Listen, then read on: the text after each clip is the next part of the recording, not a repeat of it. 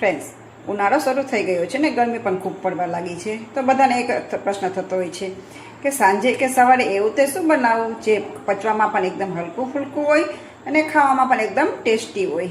તો ફ્રેન્ડ્સ, આજે આપના માટે લાવી છું રવાનો એક એવો જ નાસ્તો જે એકદમ સોફ્ટ થશે, ટેસ્ટી થશે અને ખાવામાં તો એકદમ મજેદાર.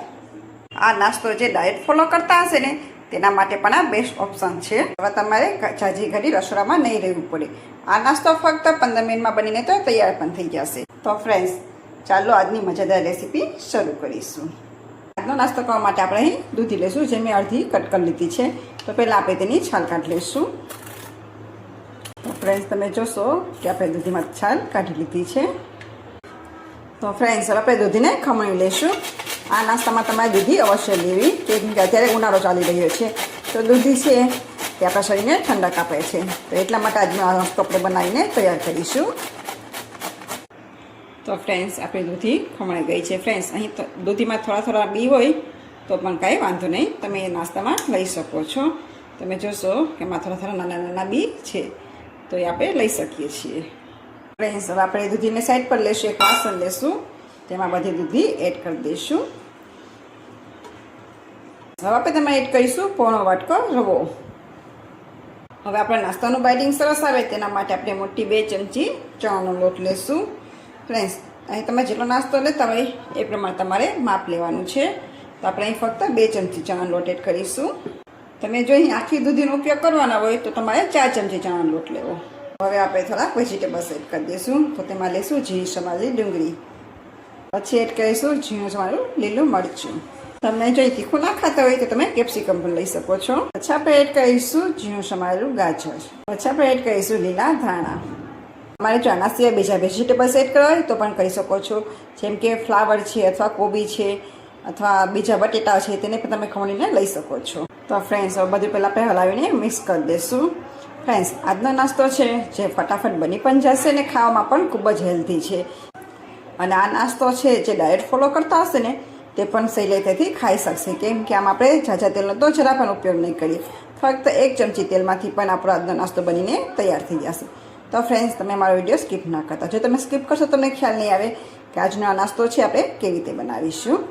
તો ફ્રેન્ડ્સ, તમે જોશો કે બધું સરસ એવું મિક્સ થઈ ગયું છે. ફ્રેન્ડ્સ, હવે આપણે એમાં છાશ એડ કરીશું. તમે 1 વાટકો છાશ લીધી છે, તો થોડી છાશ એડ કરતા જઈશું અને આપણે બેટર જેવું બનાવતા જઈશું. અહીં આપણે સાવ એકદમ ઢીલું બેટર નથી બનાવવાનું, થોડુંક કઠણ રાખવાનું છે. તો આપણે જોશે એ પ્રમાણે છાશ એડ કરતા જઈશું. તો અહીં મેં મીડિયમ ખાટી છાશ લીધી છે. તમારી પાસે જો છાશ ના હોય ને દહીં હોય તો તમે અડધું દહીં લેવું અને અડધી છાશ લેવી. અડધું દહીં લેવું અને અડધું પાણી લેવું. જોશો કે બધું સરસ એવું મિક્સ થઈ ગયું છે. નાસ્તાને ઢાંકીને 2 મિનિટ માટે રહેવા દેશું, જેથી કરીને રવો છે તે આપણો સરસ એવો ફૂલી જાય. 2 થી 3 મિનિટ જેવું થઈ ગયું છે તો આપણે ચેક કરી લઈશું. આપણે હલાવીને બધું સરસ એવું મિક્સ કરી દઈશું. તો આપણે તેમાં એડ કરીશું અડધી ચમચી હળદર પાવડર, અડધી ચમચી ધાણા જીરું પાવડર, પછી એડ કરીશું અડધી ચમચી લાલ મરચું પાવડર. જો તમારા બાળકો તીખું ના ખાતા હોય તો તમે લાલ મરચું પાવડર સ્કીપ પણ કરી શકો છો. પછી આપણે એડ કરીશું 1 ચમચી સફેદ તલ. પછી આપણે અડધી ચમચી આદુ અને લસણની પેસ્ટ એડ કરીશું. ફ્રેન્ડ્સ, આ હું પહેલાં એડ કરતાં ભૂલી ગઈ હતી એટલે પછીથી એડ કરીશું. બધા મસાલા હલાવીને પહેલાં સરસ એવા મિક્સ કરી દઈશું. ફ્રેન્ડ્સ, આપણું બેટર આ રીતના રાખવાનું છે, એકદમ પતલું નથી રાખવાનું. આ રીતના ન પતલું ન ઘટ એ રીતે આપણે તૈયાર કરવાનું છે. બધું સરસ એવું મિક્સ થઈ ગયું છે. તો હવે આપણો નાસ્તો ફૂલે તેના માટે આપણે નાની ચમચી ખાવાનો મીઠો સોડા એડ કરી દઈશું અને તેને એક્ટિવેટ કરવા માટે અડધા ફાડા લીંબુનો રસ એડ કરીશું. હવે બધું હલાવીને સરસ એવું ફટાફટ મિક્સ કરી દઈશું.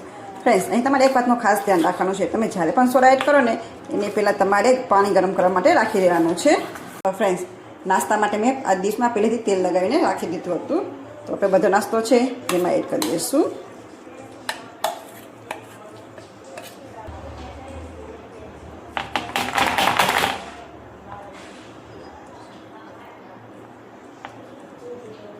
બસ એવું સેટ થઈ ગયું છે. તો ઉપર આપણે થોડોક એવો પાછું ગાજર એડ કરી દઈશું. આ રીતના થોડું ગાર્નિશ કરેલું હશે ને તો તમારા બાળકોને જોતાં જ ખાવાનું મન થઈ જશે. અને અત્યારના બાળકો હોય છે તે ગાજર નથી ખાતા, પણ આ રીતના તમે આપશો તો તેને ખૂબ જ મજા આવશે. પછી આપણે થોડીક ચટણી સ્પ્રેડ કરી દઈશું. પછી આપણે થોડા કાળા તલ એડ કરી દઈશું. જો તમારી પાસે ના હોય તો તમે સફેદ તલ પણ એડ કરી શકો છો. ફ્રેન્ડ્સ, હવે આપણે એક નવીન વસ્તુ ટ્રાય કરશું. તો અહીં મેં આવી રીતના ઝીણું સમારેલું લસણ લીધું છે, તે આવી રીતના એડ કરી દઈશું.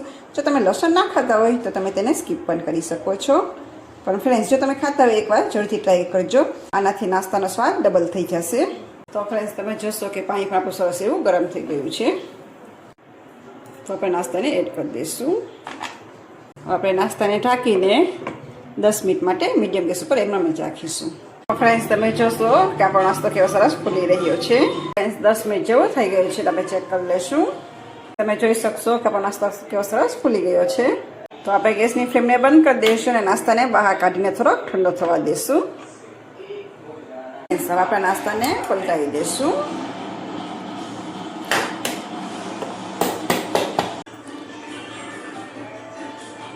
તો ફ્રેન્ડ્સ, તમે જોશો કે આપણો નાસ્તો સરસ એવો બનીને તૈયાર છે. તો આપણે નાસ્તો છે તે ઉપરથી સુકાય નહીં, તો માટે આપણે ઉપરથી આ રીતના તેલ લગાવી દઈશું. આપણો નાસ્તો સાવ ઠંડો થઈ ગયો છે. આપણે તેને કટ કરી લઈશું. આ નાસ્તો સાવ ઠંડો થાય પછી તમારે તેને કટ કરવાનો છે. તમે જોઈ શકશો કે આપણું ચાકુ છે તે સરળતાથી અંદર જઈ રહ્યું છે. તો આપણો નાસ્તો એકદમ સોફ્ટ બન્યો છે અને આપણે આ રીતના કટ કરી લીધો છે. તો આપણે નાસ્તાને આ રીતના પીસ કાઢીને તમને બતાવીશ. અહીં આપણે ટ્રાયંગલ શેપ લીધો છે. તમે જોઈ શકશો કે આપણો નાસ્તો અંદરથી પણ એકદમ જાળીદાર બન્યો છે, એકદમ સોફ્ટ. તો ફ્રેન્ડ્સ, તૈયાર છે આપણો હલકો ફૂલકો રવાનો નાસ્તો. આ નાસ્તો તમે 10થી 15 મિનિટમાં બનાવીને તૈયાર પણ થઈ જશે. તમે જો ડાયટ ફોલો કરતા હશો તો પણ આ નાસ્તો તમે સહેલાઈથી ખાઈ શકશો, કેમ કે આમાં આપણે સાવ ઓછા તેલનો ઉપયોગ કર્યો છે, જેથી કરીને તમે ડાયટમાં આ નાસ્તો લઈ શકો છો. અને સાથે ઘણા બધા વેજીટેબલ્સ એડ કર્યા છે, જે આપણા સ્વાસ્થ્ય માટે ખૂબ જ હેલ્ધી છે. તો ફ્રેન્ડ્સ, એકવાર તમે જરૂરથી ટ્રાય કરજો. આ નાસ્તો તમે ખાટી મીઠી લીલી ચટણી સાથે કે સોસ સાથે ખાઈ શકો છો, અથવા તમે ચા સાથે પણ આની મજા માણી શકો છો. તો ફ્રેન્ડ્સ, તમને આજની મારી રેસીપી કેવી લાગી તે મને કોમેન્ટ બોક્સમાં જરૂરથી જણાવજો. અને આપને જો મારી રેસીપી પસંદ આવી તો એક લાઇક કરજો, શેર કરજો અને હેતસ કિચનને સબસ્ક્રાઈબ કરવાનું ના ભૂલતા. તો ફરી પાછા મળીશું નવા સ્વાદ સાથે, નવા વિડીયા સાથે. ત્યાં સુધી આવજો.